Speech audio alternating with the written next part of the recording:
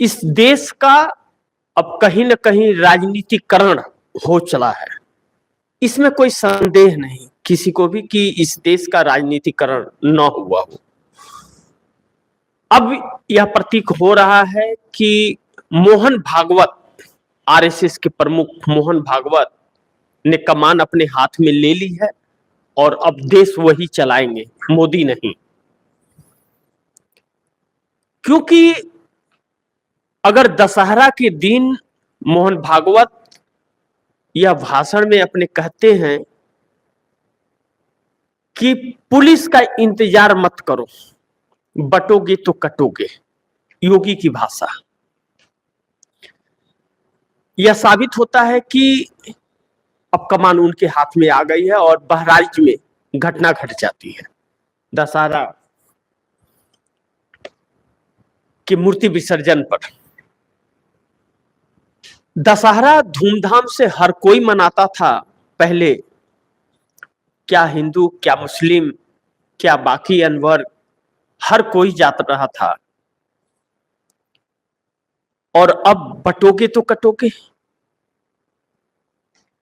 जिस तरह बहराइच के अंदर हुआ और जिस तरह से घटनाएं घटी, यह दुखद तो है, उसके साथ साथ यह सवाल उठता है कि जब प्रशासन था इतनी भारी मात्रा में और मुस्लिम बस्ती से अगर यात्रा निकल रही है तो मुस्लिम बस्ती से निकालने के लिए क्यों इजाजत दी गई? क्यों इजाजत दी गई प्रशासन द्वारा?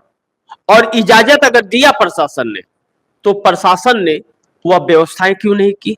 और जब दंगा हो रहा था तो प्रशासन हाथ पर हाथ क्यों मल करके बैठ रही थी? क्या किसी भी धार्मिक झंडे को कोई किसी के घर में ढूंढ करके झंडा बदल देगा? जब एक मुस्लिम के घर के अंदर ढूंढकर उसके छत पर जाकर के उसके धार्मिक झंडे को बदल दिया गया, वहीं से विवाद शुरू हुआ। और यह विवाद इतना बढ़ जाएगा, किसी ने सोचा नहीं था यह विवाद बढ़ेगा, बढ़ गया या बढ़वा दिया गया। यह चिंता का विषय सिर्फ बात बहराइच की नहीं है।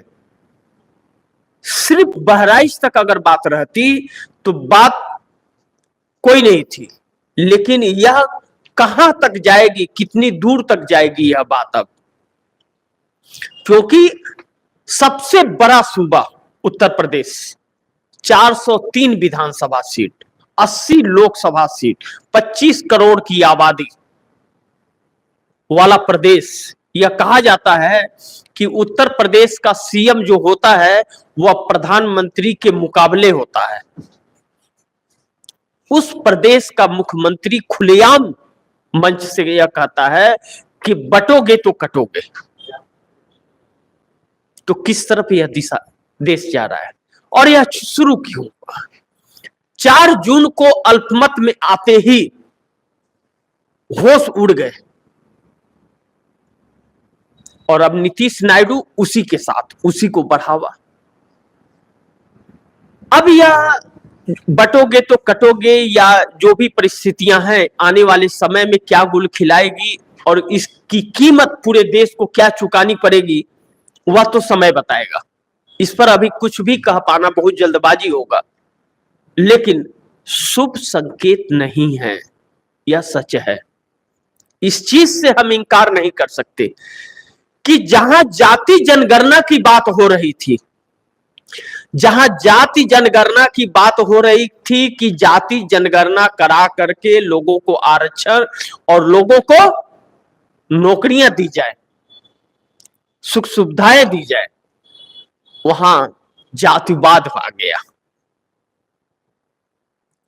जाति जनगणना को भुलाने के लिए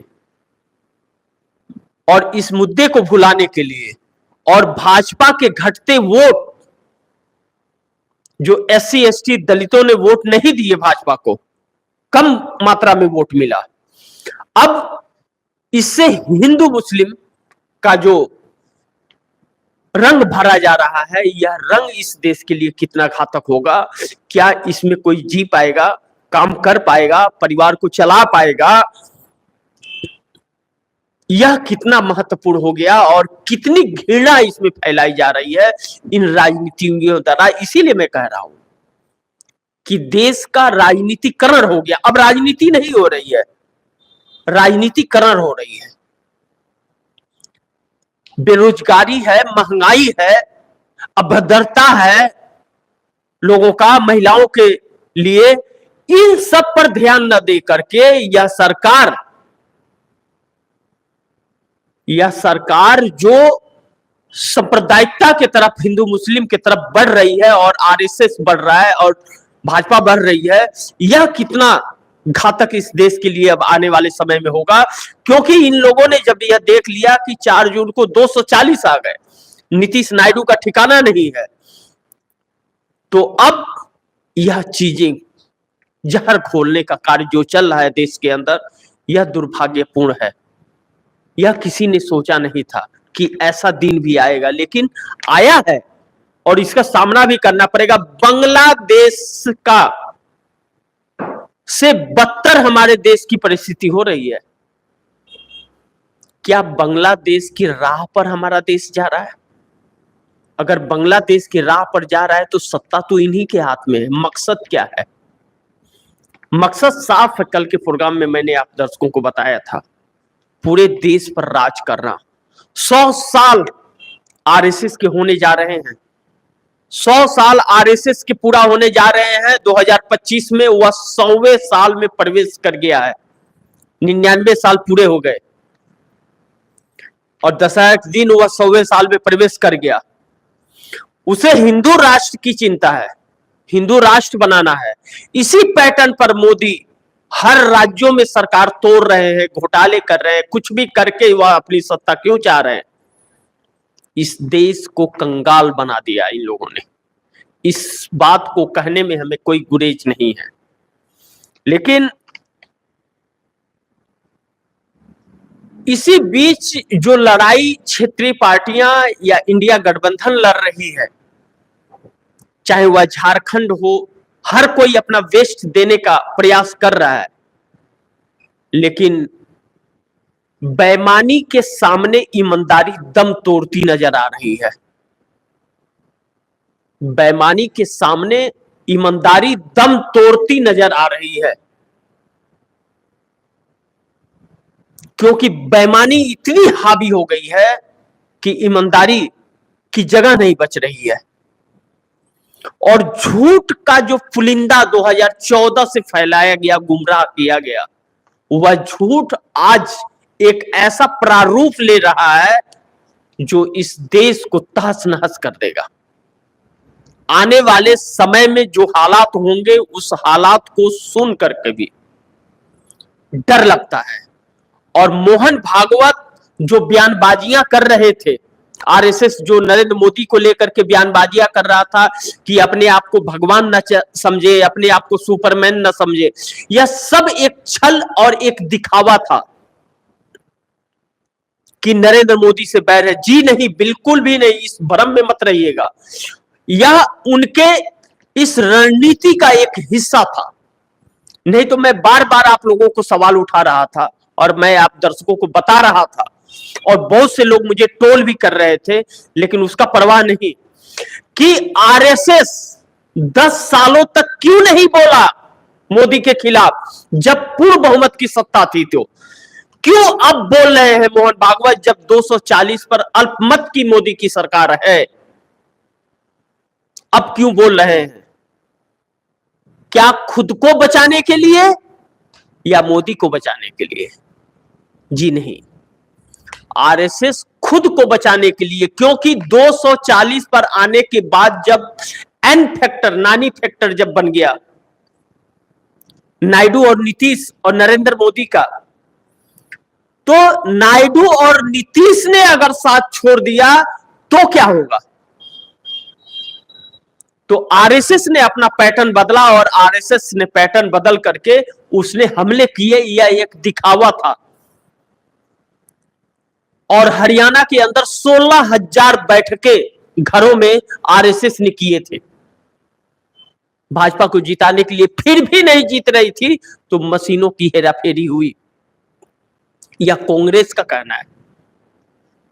मशीनों की हेराफेरी का पोलिंग एजेंट बोल रहा है कि 99% बैटरियां मिली, हमने रोका तो नहीं रुके लोग। और वह सारे सबूत इकट्ठा कर ली कांग्रेस ने और चुनाव आयोग को दिया है, लेकिन फिर भी रिकाउंटिंग अभी तक हुई नहीं है। लेकिन यह बात अब तूल पकड़ रही है। क्यों? कि यह लोग जब तक रहेंगे यही रहेगा। जब जब भारतीय जनता पार्टी आती है तो आरएसएस और भाजपा एक्टिव होती है कि हिंदू खतरे में है। और अब तो यह लोग खुलेआम चुनावों में चाहे अलग अलग मंचों से यह लोग भाषण जो कर रहे हैं हिंदू मुस्लिम पर ही कर रहे हैं। मात्र 19% मुस्लिम हैं हमारे देश में, मात्र 19%। और उनके पूर्वजों ने भी हमारे देश के लिए बलिदान दिया है। आजादी की लड़ाई उन लोगों ने भी लड़ी है। इन लोगों ने नहीं जो आज नफरतें फैला रहे हैं, इन लोगों ने नहीं लड़ी है। इन लोगों ने नहीं लड़ी है। इन लोगों ने आजाद नहीं कराया है देश को। देश को आजाद इस देश ने कराया है, हमारे पुरखों ने कराया है, हमारे पूर्वजों ने कराया है। आज जो उस वक्त अंग्रेजों के साथ रहा करते थे, जो विभीषण का काम करते थे, आज वह देश की बात कर रहे हैं। सत्ता हाथ में आने के लिए सत्ता भाजपा के हाथ में आ गई। अब सत्ता किसी भी कीमत पर यह जानी नहीं चाहिए और एक एक राज्य पर कब्जा करके इस देश को हिंदू राष्ट्र घोषित करना है। तब क्या हालात होंगे इस देश के, आप समझ लीजिए। यह चीज अब बहुत आगे तक जा रही है। इस पर बहुत ही गंभीरता से विचार करना पड़ेगा, सोचना भी पड़ेगा देश को। अन्यथा जिस तरह से राजनीतिकरण देश का हुआ है, और चाहे आरएसएस हो, चाहे चुनाव आयोग हो, चाहे प्रशासन हो, जिस तरह इस देश के ऊपर कब्जा करके बैठ गए हैं, और इसके बावजूद नीतीश और नायडू अभी तक साथ दे रहे हैं, तो इस देश का सबसे बड़ा दुश्मन कौन है? आप भी थोड़ा सा विचार कर लीजिएगा।